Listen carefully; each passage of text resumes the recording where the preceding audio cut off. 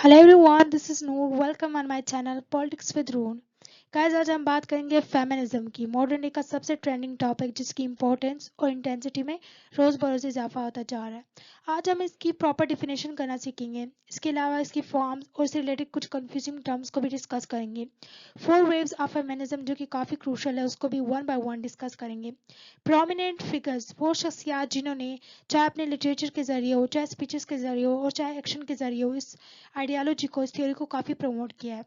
तो guys, lecture शुरू करने से पहले आपसे रिक्वेस्ट करती हूँ कि वीडियो को लास्ट तक जरूर देखिएगा और कहीं स्किप मत कीजिएगा, ताकि लेक्चर का जो मेन थीम है वो आपसे मिस ना हो। तो चलिए शुरू करते हैं आज की वीडियो। गाइस, अब अगर हम फेमिनिज्म की प्रॉपर डेफिनेशन की बात करें तो हम कह सकते हैं कि फेमिनिज्म जो है औरतों के सोशल एडवांसमेंट मूवमेंट का नाम है। अब सोशल एडवांसमेंट क्या है? गाइस, सोशल एडवांसमेंट सोसाइटी के ऐसे ग्रुप या सेक्टर की लाइफ में इंप्रूवमेंट का नाम है जो कि अंडर प्रिविलेज हो, जिसे अपने हकूक से महरूम रखा गया हो। अब फेमिनिस्ट कौन लोग होते हैं? गाइस, फेमिनिस्ट उन लोगों को कहा जाता है जो इस मूवमेंट को सपोर्ट करते हैं।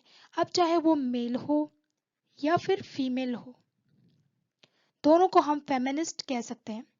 ये जो वर्ड फेमिनिज्म है सबसे पहले 20th सेंचुरी में यूज किया गया, लेकिन ऐसा नहीं है कि 20th सेंचुरी से पहले इस इशू के बारे में कोई बात नहीं की गई है, बल्कि इस इशू के बारे में 20th सेंचुरी से पहले भी बहुत ज़्यादा बातें की गई है, डिस्कशन हुई है और बहुत प्रोमिनेंट फिगर्स ने इसको हाईलाइट किया है। जैसे कि एक बुक है जो कि 13th सेंचुरी में लिखी गई है, the book of the city of ladies. इसमें औरतों के एजुकेशन, करियर, प्रोफेशन की और ऐसे बहुत सारे राइट्स के बारे में बात की गई। और अगर इससे भी पीछे हम जाए तो प्लेटो, जिसको फर्स्ट फेमिनिस्ट कहा जाता है, उन्हें कहा कि जो औरतें हैं, औरतें सिर्फ डोमेस्टिक लाइफ तक ही उनको महदूद नहीं रखना चाहिए, बल्कि जो पॉलिटिकल लाइफ में भी उसको पार्टिसिपेशन का मौका देना चाहिए, क्योंकि औरतें भी मर्द की बराबरी कर सकती है। इसके अगेंस्ट उसके अपने डिसाइपल, उसके अपने शागिर्द अरिस्टोटल, वो कहते हैं कि नहीं, औरतें जो है वो नक्श अक्ल होती हैं, उसका शऊर इतना नहीं होता है, वो मर्द की बराबरी नहीं कर सकती। तो इसलिए उसको औरतें की और मर्दों की बराबरी नहीं देनी चाहिए, बल्कि डोमेस्टिक लाइफ तक ही इसे महदूद रखना चाहिए। तो आई होप गाइस आप लोगों ने समझ लिया होगा फेमिनिज्म क्या है, फेमिनिस्ट किसे कहते हैं। अब हम बात करेंगे उसकी फॉर्म्स की और से रिलेटेड कुछ कंफ्यूजिंग टर्मिनोलॉजीज की। Forms of feminism. गाइस, सबसे पहले हम बात करते हैं रेडिकल फेमिनिज्म की। गाइस, रेडिकल फेमिनिस्ट ये बिलीव करते हैं कि सोसाइटी में दो तरह की क्लास है, एक वो जो अप्रेस्ड है और एक वो जो अप्रेस कर रही है। गाइस, ये लोग बिलीव करते हैं कि सोसाइटी में ज़्यादातर जो पावर है वो मैन ने होल्ड कर रखी है, और मैन ने सोसाइटी को इस तरह डिज़ाइन किया हुआ है कि वो वुमेन को अप्रेस कर सके। तो इसलिए ये लोग ज़्यादातर जो टारगेट करते हैं वो पेट्रियार्की को करते हैं। जिसको नहीं पता कि पेट्रियार्की क्या है, उसके लिए बताती चलूँ कि पेट्रियार्की उस सिस्टम को कहते हैं जिसमें, यानी कि एक घर वह है जिसमें ज़्यादातर जो मेन डिसीजन होता है वो मेल लेता है। और हमारी सोसाइटी मेल डोमिनेंट सोसाइटी है, उसको हम कहते हैं पेट्रियार्की। तो ये लोग ज़्यादातर पेट्रियार्की को ही टारगेट करते हैं। और ये लोग कहते हैं कि जो सोसाइटी को ज़रूरत है कि उसको फिर से रिस्ट्रक्चर किया जा सके, यानी कि जो इंस्टीट्यूशन है फैमिली का और मैरिज का जो प्रोसेस है उस सब को फिर से रीडिज़ाइन करना चाहिए, ताकि जो फीमेल का ऑपरेशन है उसको हम लोग रोक सके। और सिर्फ यही सोल्यूशन है फीमेल के जो ऑपरेशन को रोकने का। उसके बाद है liberal feminist. Guys, liberal feminist ये बिलीव करते हैं कि अगर हम विमेन को सिर्फ दो तरह की राइट्स है, पॉलिटिकल राइट्स और लीगल राइट्स, तो हम जो वुमेन के साथ जो ऑपरेशन है उसको हम लोग कम कर सकते हैं, जो डिस्क्रिमिनेशन नाइंसाफिया हो रही है वुमेन के साथ उसको कम कर सकते हैं।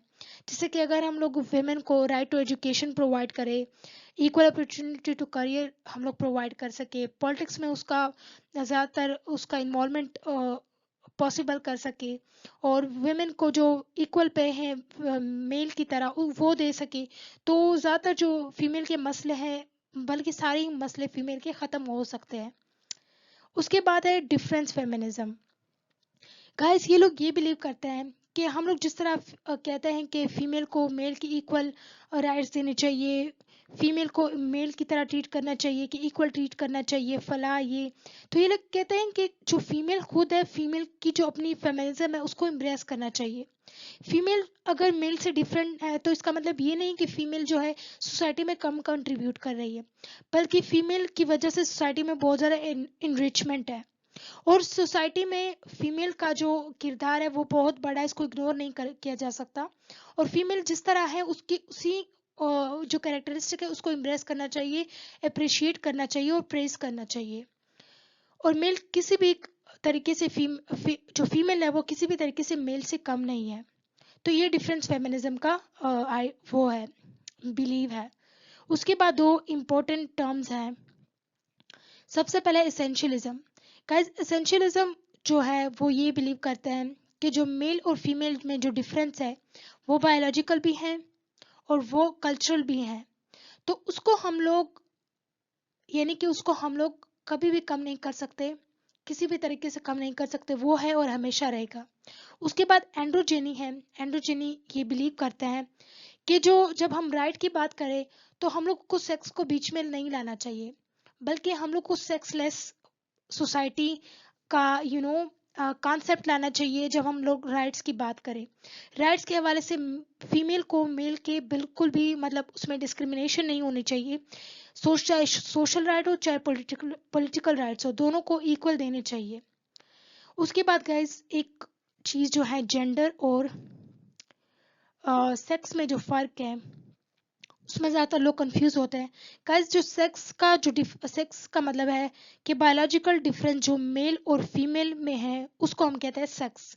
जेंडर जबकि on the other hand gender उस डिफरेंस को कहता है जो कि कल्चरल डिफरेंस है, सोशल डिफरेंस है, यानी कि जिसको हम लोगों ने खुद बनाया हुआ है, अपने दिमाग में बनाया हुआ है कि हम लोग जिस तरह ट्रीट करते हैं मेल और फीमेल को, तो उसको हम कहते हैं, उस डिफरेंस को हम कहते हैं gender.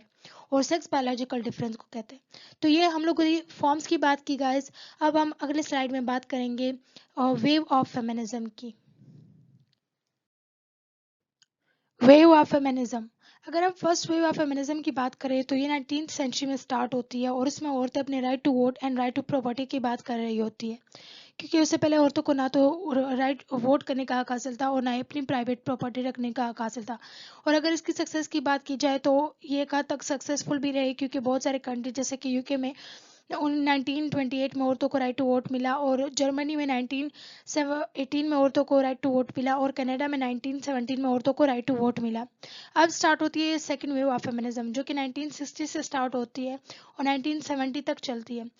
Second wave first wave of feminism में औरतें समझ रही थी कि अगर हमारे लीगल और पॉलिटिकल राइट सिक्योर हो जाए तो शायद हमारे साथ जो बाकी डिस्क्रिमिनेशन हो रही है, बाकी नाइंसाफियाँ हो रही है, शायद वो भी ख़त्म हो जाए। लेकिन ऐसा नहीं हुआ।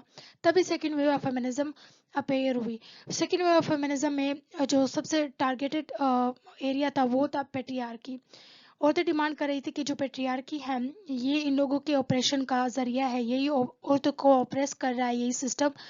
तो और इसके अलावा इसमें वाइट वुमेन, मिडिल क्लास की वाइट वुमेन के साथ जो डिस्क्रिमिनेशन हो रही है उसको भी बहुत ज़्यादा टारगेट किया गया था।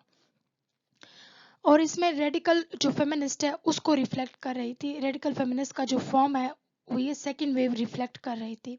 अब स्टार्ट होती है third wave of feminism. Third wave of feminism 1990 से स्टार्ट होती है और ये चलती हैं 2008 तक। और इसमें और ये किस्म का फर्स्ट वेव पे क्रिटिसिज्म भी कह लीजिए या फिर चैलेंज था सेकेंड वेव के लिए, क्योंकि थर्ड वेव ऑफ फेमिनिज्म ये टारगेट क्रिटिसाइज कर रही थी सेकेंड वेव को, कि सेकेंड वेव ने बहुत कम और स्पेसिफिक एरिया को टारगेट किया है। लेकिन थर्ड वेव में अब ब्लैक वुमेन को भी शामिल किया गया है, LGBTQ की वुमेन्स को भी शामिल किया गया है, और उसमें कहा गया है और उसमें ब्रॉड एरियाज को और टारगेट किया गया है, और broad area of right women के लिए डिमांड की गई, जैसे कि राइट टू अबॉर्शन, औरतों को अबॉर्शन का राइट दिया जाए, और अगर औरतें बच्चे नहीं रखना चाहती तो उसके ऊपर जोर ज़बरदस्ती ना की जाए। और दूसरी चीज़ जो डिमांड की गई औरतों के लिए वो इंटरसेक्शनलिटी। ये कहा गया है कि जो औरतें हैं मुख्तलिफ रेस, एथनिसिटी और लैंग्वेज से बिलोंग करती हैं तो उसको मुख्तलिफ किस्म के मसाइल आ सकते हैं। फॉर एग्जाम्पल एक ऑफिस है उसमें दो औरतें काम कर रही है, दोनों औरतों के साथ एक तो ये शायद नाइंसाफ़ी हो कि उनको इक्वल पे ना मिल रही हो मर्दों के, और दूसरी नाइंसाफ़ी शायद जो ब्लैक वुमन के साथ ज़्यादा हो रही है क्योंकि उसका रेस जो है वो डिफरेंट है, वो ब्लैक वुमेन है। तो इस तरह ये इसे इंटरसेक्शनलिटी कहते हैं, उसको भी टारगेट किया गया था थर्ड वेव ऑफ फेमिनिज्म में। अब आती है fourth wave of feminism. Fourth wave of feminism 2010 से स्टार्ट होती है और अभी तक चल रही है। इसमें जो इश्यूज को हाईलाइट किया गया फोर्थ वेव फेमिनिज्म में, इसमें जैसे कि हरेसमेंट और रेप के जो इश्यूज है औरतों के, और इसके अलावा औरतों के साथ जिस तरह के बॉडी शेमिंग का जो इशू है उसको हाईलाइट किया गया। लेकिन इसमें जो सबसे इम्पोर्टेंट चीज़ है फोर्थ वेव फेमिनिज्म में, इसमें टेक्नोलॉजी का यूज़ किया गया है, मीडिया का यूज़ किया गया है, मीडिया के जरिए औरतों के इंटरेस्ट को प्रमोट किया जा रहा है। आई होप गाइज आप लोगों ने समझ लिया वेव ऑफ फेमिनिज्म। अब आगे हम बात करेंगे प्रोमिनेंट फिगर्स की। प्रोमिनेंट फिगर्स गाइस, अगर हम प्रोमिनेंट फिगर्स की बात करें तो सबसे पहला नाम आता है मैरी वोल्सटनक्राफ्ट का। मैरी वोल्सटनक्राफ्ट का जो सबसे मेजर वर्क है वो है vindication of the rights of women. 1792 में इसने लिखी फ्रेंच रेवोल्यूशन के बाद। इसमें इसने आर्ग्यू किया कि किस तरह फ्रेंच रेवोल्यूशन में मैन और वुमेन ने इक्वली रोल प्ले किया, लेकिन फिर भी वुमेन को अपनी राइट से महरूम रखा गया। तो इसमें इसने आर्ग्यू किया कि जब राइट को डिस्ट्रीब्यूट करने की बात आया तो सेक्स को बीच में नहीं लाना चाहिए, बल्कि ह्यूमैनिटी को बेस बनाकर राइट्स को मैन और वुमेन में इक्वली डिस्ट्रीब्यूट करना चाहिए। और इसमें उसके जो आइडियाज थे, इसके जो थिंकिंग थी, वो लिबरल फेमिनिज्म के लिए कोर प्रिंसिपल बन गए।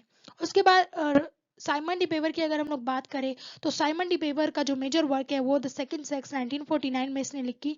इसमें इसने आर्ग्यू किया कि किस तरह जो सोसाइटी है वो मेन की पॉजिटिव पिक्चर को पोर्ट्रे करती है और वुमेन को नेगेटिवली पोर्ट्रे करती है, और किस तरह जो सोसाइटल नॉर्म्स है, कल्चर है, ये वुमेन को अपनी फुल ह्यूमैनिटी एक्सप्रेस करने से रोक रही है। इसकी फेमस जो लाइन है कि women are made they are not born, यानी कि वुमेन को जो सोसाइटी है वो वीक बना देती है, वुमेन वीक होती नहीं है। उसके बाद केट मिलेट की अगर हम बात करें तो केट मिलेट जो है उसका जो मेजर वर्क है वो सेक्सुअल पॉलिटिक्स है। 1970 में इसने लिखी। ये एक यूएस राइटर थी। इसने जो सबसे ज़्यादा टारगेट किया वो पेट्रियार्की के सिस्टम को किया और कहा कि पेट्रियार्की का सिस्टम ही वुमेन के ऑपरेशन का जरिया है, वुमेन को ऑप्रेस कर रहा है। उसके बाद जूलियट मिचेल की अगर हम लोग बात करें तो जूलियट मिचेल का जो सबसे मेजर वर्क है वो है साइको एनालिसिस। इसमें इसने बात की कि किस तरह साइको एनालिसिस करके हम लोग जेंडर इनइक्वालिटी को समझ सकते हैं और हम समझ सकते हैं कि किस तरह पेट्रियार्की का जो सिस्टम है वो वुमेन के एक्सपीरियंस को शेप कर रहा है। So that's it for today's guys, see you next.